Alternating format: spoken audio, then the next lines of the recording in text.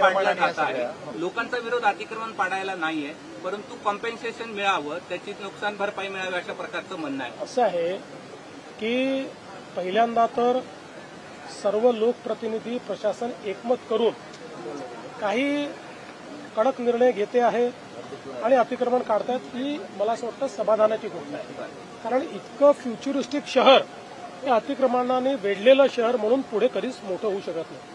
हे करत असताना हे ठीक आहे की ज्या ठिकाणी कायद्याने कॉम्पेन्सेशन देय आहे तिथे ते दिलं गेलं पाहिजे आणि ते दिलं जाईल.